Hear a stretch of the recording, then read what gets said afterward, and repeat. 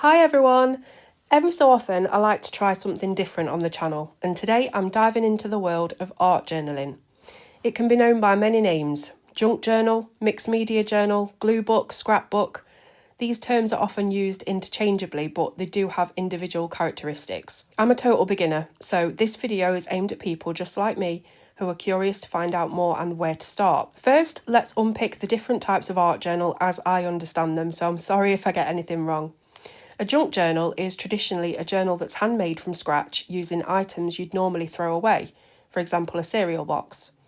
You bind it yourself and add bundles of folded paper for the pages, which are strangely called signatures. Then you fill the pages with compositions of materials like trash, fabric scraps, ribbons, stickers, and stamped images. A glue book is basically collage within a book format. You don't need to make the book yourself, a composition notebook will do. What you glue in is mainly magazine clippings and other types of papers. The only things you need are a book, a glue stick, and something to glue in. There's no expensive tools or techniques you need to master. Making a glue book can be as basic or elaborate as you decide, but I like to think of it simply as collage. A scrapbook is specifically for memory keeping. Unlike junk journals and glue books, scrapbooks must have some personal meaning or sentiment. When scrapbooking, you're creating a record of events and memories that can be passed down through your family. It's a journal of photos and memorabilia, arranged and organised in a beautiful way to preserve family history.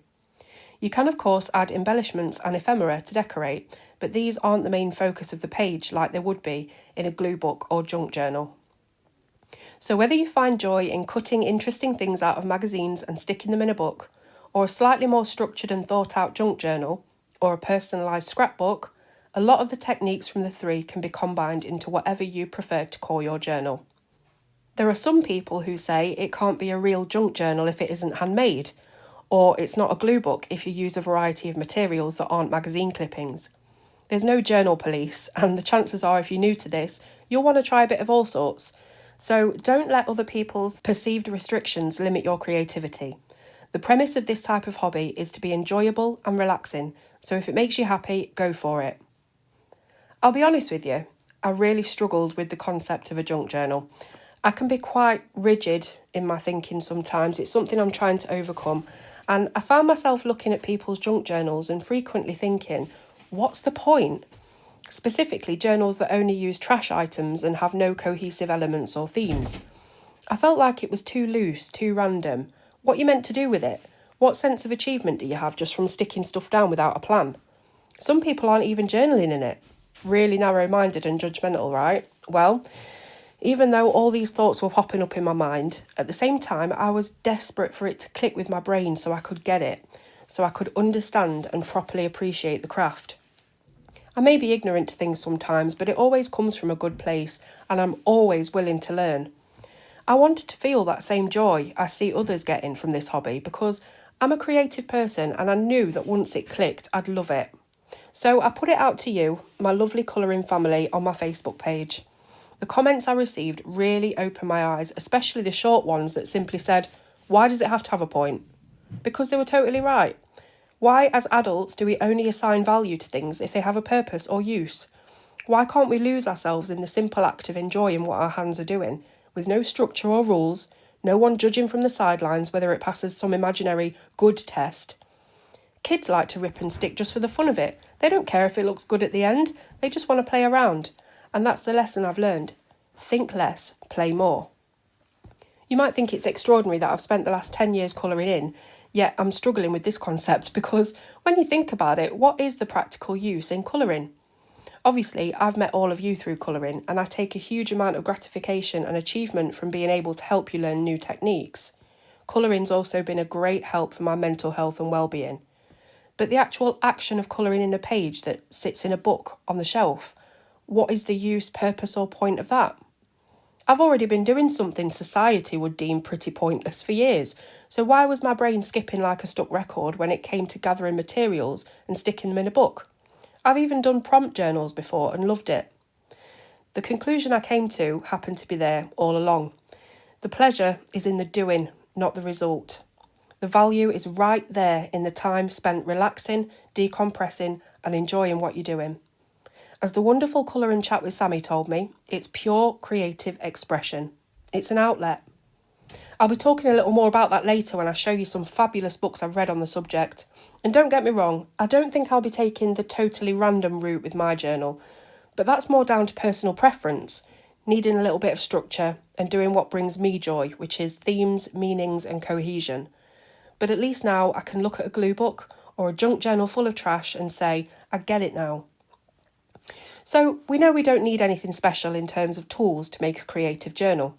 You can use things around the house or found materials from outdoors, or you can go the whole hog and buy every art supply in the world. And this hobby is really available to anyone, regardless of financial means and circumstance.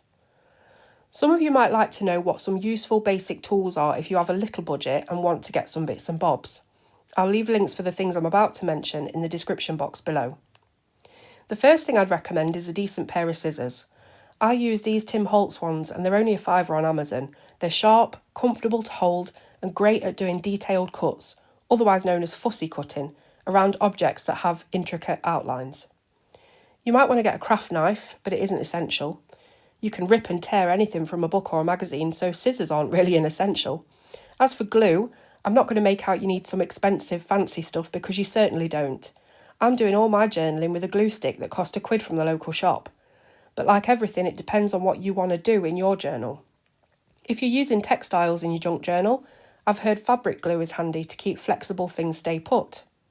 If you're scrapbooking and you want it to stay perfect as the day you made it when passed down through generations, you might want to look into archival glue and archival and acid-free materials in general. But for the vast majority of us, a simple cheap glue stick will do just fine. I will say, if you're wanting to add thicker things like beads and buttons to your pages, it will be good to have a hot glue gun. Again, these can be bought quite cheaply and normally come with lots of glue sticks that will likely last you years. I quite like the glue rollers too.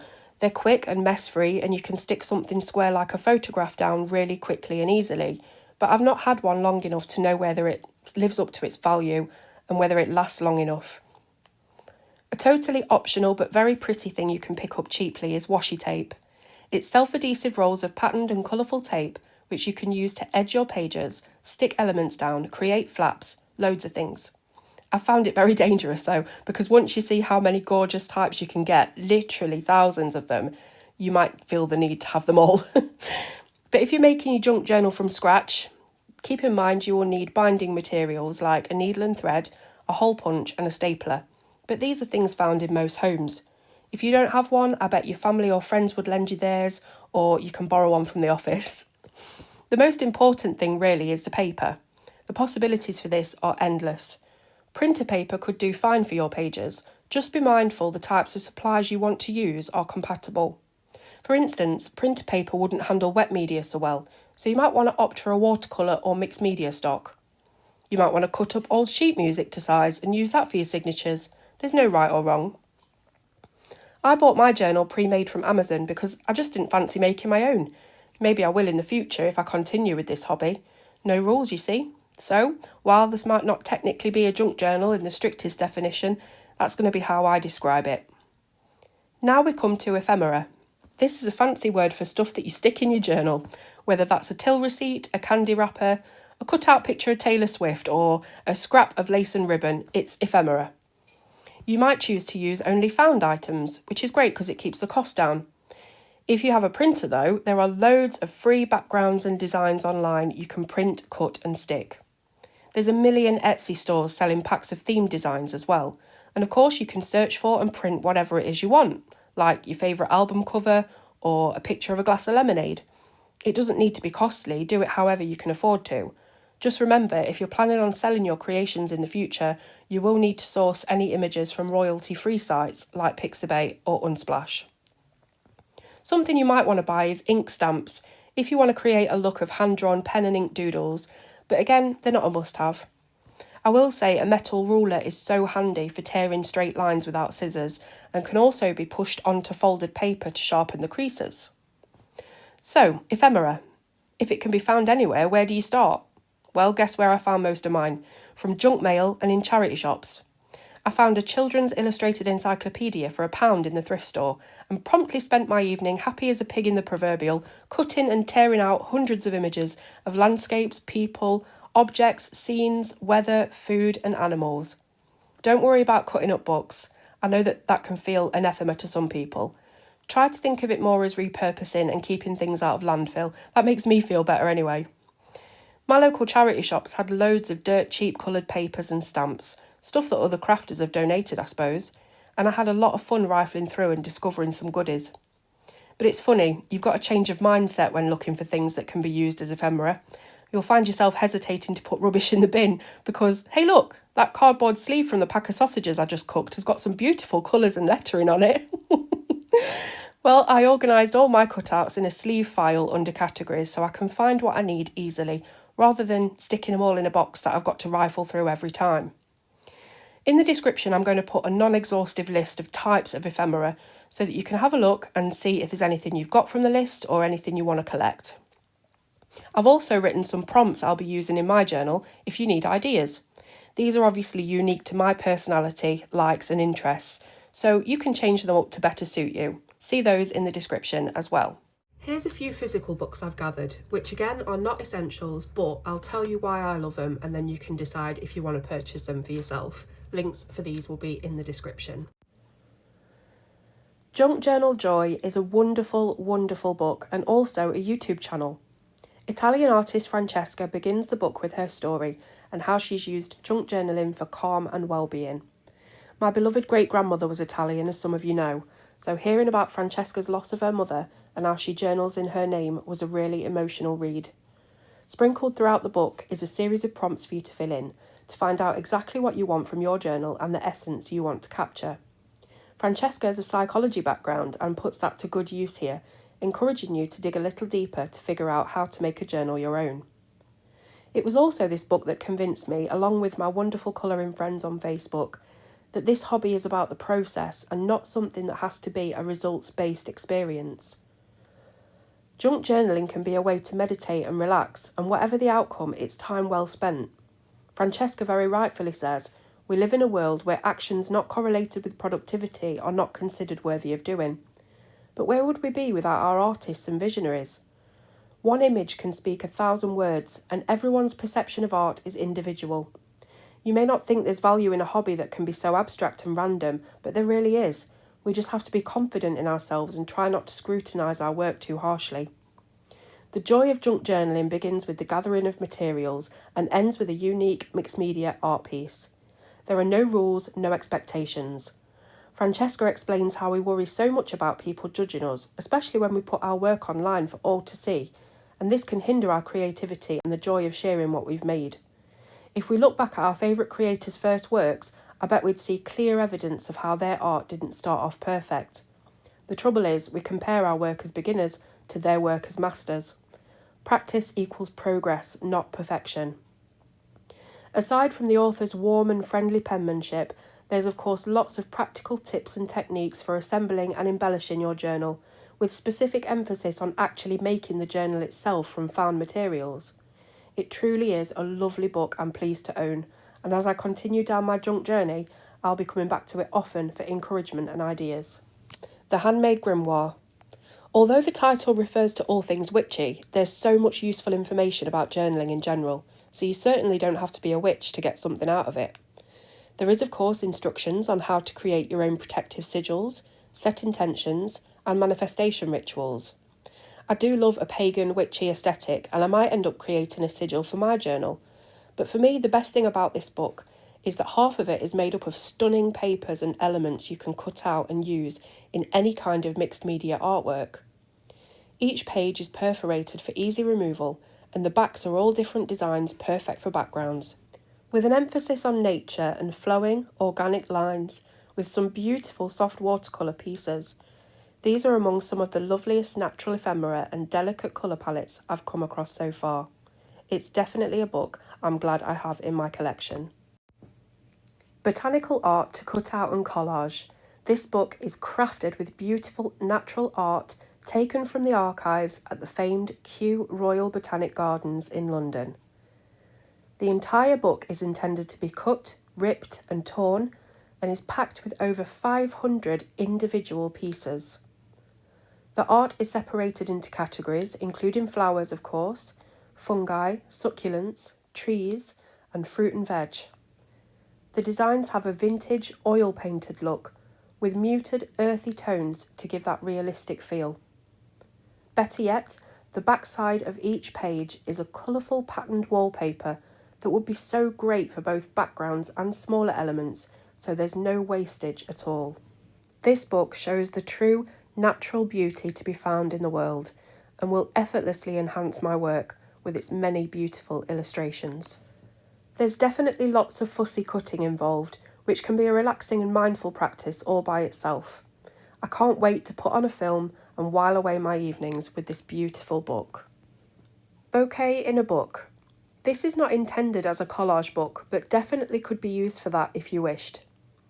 A finalist in the 2025 Gift of the Year Awards, the book includes press out and make pieces that allows you to create quick and easy 3D paper flowers to decorate your home or gather into a bouquet as a handcrafted gift to a loved one.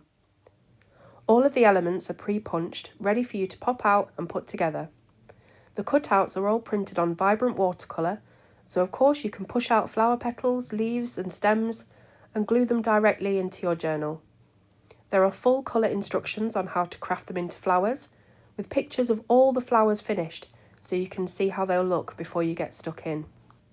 It's a very well made book with great cardstock, and the instructions seem to be clear and easy to follow. I'll be making a bouquet out of this as a gift for Mother's Day. Let me know if you'd like to see me record the process and we can have a go at it together. You know me, and it wouldn't be me if I didn't include some horror influences in my journal.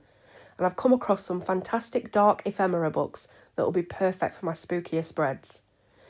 These books by Kitty Rose Vintage will be ideal for adding a bit of the dark and macabre to my journal, starting with the Victorian Gothic Haunted Ephemera book. Full of curiosities and oddities, I can't wait to get stuck into cutting these out and figuring out some creepy compositions. There are larger sheets for backgrounds, terrifying tags and haunted photographs, all in my favourite Victorian Gothic era style. These books are Amazon printed, which for once is actually better than a heavier card. The thicker materials you use, the more unwieldy and difficult it will be to flip through and close your book. So these thinner pages are perfect for cutting and sticking some eerie ephemera into your junk journal. Gothic horror writers. This book takes us into the realm of authors like Shelley, Stoker and Poe, filled with text excerpts from their books, quotes from the writers themselves, and some deliciously dark imagery. There's also pictures and quotes from Oscar Wilde, H.P. Lovecraft, Arthur Conan Doyle and Robert Louis Stevenson. So all the literary horror fans out there can add a bit of that essence to their junk journals. Dark ephemera. This book takes us one step further, delving into the world of demons and serpents, alchemy and devilry.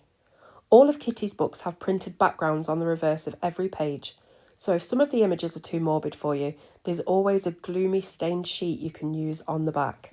This dark, vintage and macabre aesthetic is so great. It's got gothic horror elements, antique medical and scientific drawings, mystical and supernatural themes, creepy flora and fauna, and all in that dark Victorian aesthetic. I can't wait to use this book to really creepify all of the horror ideas I have for my junk journal. Vintage book lover ephemera. This book brings us back out into the light and celebrates everything literary, with medieval fonts and illustrated manuscript lettering, quotes in calligraphy script, silhouettes and classic book covers including Jane Eyre, Charlotte Bronte and Oscar Wilde all feature, giving this book a decorative and historical feel. It's a sepia-toned Victorian and early 19th century inspired wonderland. It's an ode to an era before technology, and it would make a beautifully vintage pastel watercolour addition to some historical spreads. Finally, let's have a look at my first ever finished junk journal spread. So as you can see, I've dedicated this to my trip to Trieste in Italy in May 2023. This is actually a lot more meaningful than possibly anything else I could have started with in this journal for a couple of reasons. The first one being that obviously my grandma, you'll know this if you followed the channel, who I mentioned earlier, was from Trieste, and it's the first time and only time that I've ever visited where she's from. She passed away 10 years ago now. It doesn't seem right that she's not been here for 10 years, but anyway, that's why we made the pilgrimage to Trieste, to find out where she was from and what it was like, and it is absolutely beautiful. It's not very well known, it's not like Rome or Venice, but it is stunning, and I just can't imagine growing up there, and I wish I could talk to her about it. But she did tell me a lot of stories and about things from this part of the world when she was alive. And it's meaningful in another way, and that is because a lot of you will know that it's in this holiday that I first started with my health problem that has continued since then, and I've only just recently been diagnosed. And I've not been able to really look at my pictures of Trieste or think about it much, because the second couple of days that we were there for 4 days in total, and the third and fourth day is when I was really bad, and I did end up in hospital, and it has a lot of bad memories for me. So I've not really thought about the trip or looked at pictures and stuff. But now, a couple of years later, I'm trying to make peace with the fact that I did have a really good couple of days, that it is a wonderful, beautiful part of the world, and that I did manage to actually go there and celebrate my nana's life. And I know she would have loved that. So for me to actually concentrate on the trip and look at pictures and cut things out and everything, it's been a big thing emotionally. But I thought, what better way to start the journal than with something so personal, so meaningful, and something that's helping me sort of get over all of the bad memories and the negativity that came from the trip. So the flaps I actually made near the end. I didn't plan to do these, but I had the inner bit finished and I wasn't happy with it. I felt like it didn't have enough, so I've added more stickers, and then I used an envelope, a red and a green one for the Italian colours, and I've kind of stuck them on the back so that they all hinge and open out. So what do we have here then? It's a lot of pictures that I've taken. The first thing that I glued in was the Trieste fan that I got that was actually broken. So I ended up pulling all the spokes off of this fan and then using the material as sort of the centerpiece for the spread. That's the Trieste symbol, crest, I don't know what you call it. And then the rest of it is all pictures that I've taken mostly. So this is the harbour. It has a beautiful piazza area. I think it's one of the only ones in the world where the government building, the piazza, faces out onto the sea. It is absolutely incredible. I bought this book from Trieste, and this just shows you even better what it's like. So you stand here on the main square, and here you've got, you know, all the big buildings and the government things, and I think this is where Mussolini stood, the dictator. There are pictures of him doing a speech here in Trieste, and my nana is in the crowd somewhere.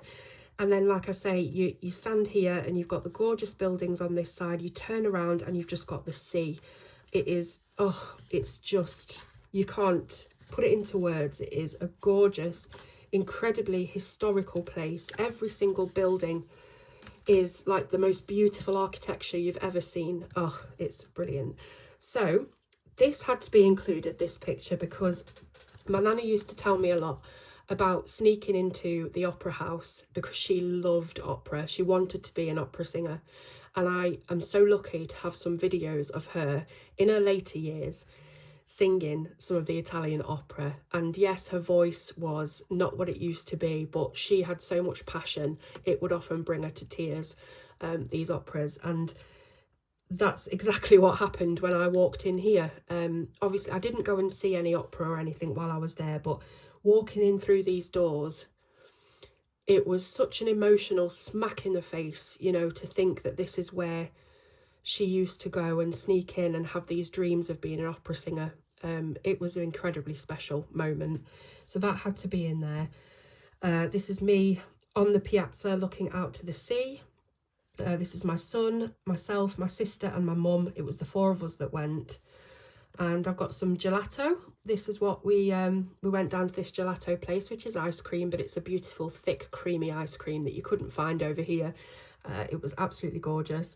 This one, I cut it out from a piece of junk mail that came through. I think it was an Italian menu from a local place. This also came off of the fan material, and it's the church that we visited. You can go up into the bell tower, and it's just these massive giant bells, and then you look outside and the view across Trieste is immense. I've then got a map here, and I've added a little gemstone around about where Trieste is in Italy. So it's at the top. It's at the, hang on, let me get this right. Is this east? Yeah, this is east, right? And it's on the border with, I think, Croatia. So yeah, it's a lovely place to be. What else do we have? This came from a bag that my son found in his bedroom, that he found something in Trieste and brought back, and so he said I can have that to cut up. Then we've got a picture of me and my son here just near the piazza. We've got some people singing and playing musical instruments. Can you see this? So hopefully you can see everything. And then on this flap is my mum with a glass of Chianti. And this was a gorgeous canal side market that we looked through. I think that's everything on the main page. And then just on the front of the flaps, I've just put some stickers on and another couple of images that I took. So this one is that canal where you can see on the edge there is the market from the inside. And then this is the glorious sunset, which this printout is doing it no justice whatsoever. I need a really good photo printer because the colours of this sunset, oh, amazing. So yeah, what did I learn from my first foray into junk journaling? The first thing is, if you've got long nails, you might need a pair of tweezers to place small stickers. They really got in the way. So yeah, I might have to chop these down a little bit if I'm going to carry on with this with this hobby. Next, please do put your backgrounds in before anything else. Now, I know this is probably the most obvious thing to everyone else, but I never claimed to be smart. I just wanted to stick that big fan bit down, and I never gave it a thought, you know, to the background needing to go behind it. So I had to carefully pull it off, and, you know, it was okay. Also, I'd recommend arranging all of your bits and bobs into a general composition before you put any glue to paper. The amount of times I've had to unstick things because, you know, I didn't like where I'd put them. So yeah, try and just place things before you actually stick them down and see where you want them to go. And another thing is, if you're like me, you'll probably get halfway through this and hate what you've created. My advice is keep layering, keep adding stuff. If you don't like it, you're probably not done adding. That was my experience anyway. But yeah, I'm really pleased with how it's turned out. I think it's pretty good for a first try, hopefully, and I think I can only get better from here. So I'm really excited to have a play. I've got loads of prompts, like I mentioned earlier, things that I've written down, loads of ideas for my personal interests. And again, I will put all of that in a pinned comment or in the description so that you can see my ideas and see if you want to use any of them yourself. So as somebody who is brand new to this, I hope that I've been useful in introducing this hobby to you. If you have any questions, I'll do my best to answer them as always, but I'd just really love to hear what you think about the video. It took quite a while to put together, a lot of editing, and I had to write a lot of the script because I've been poorly for the last few days. You've probably heard throughout the video my voice isn't what it usually is. So yeah, I've put a lot of work into it. I hope I have fulfilled expectations. And yeah, I'd just love to know what you think. So please let me know. Love to hear from you. And I will see you soon on Colour with Claire.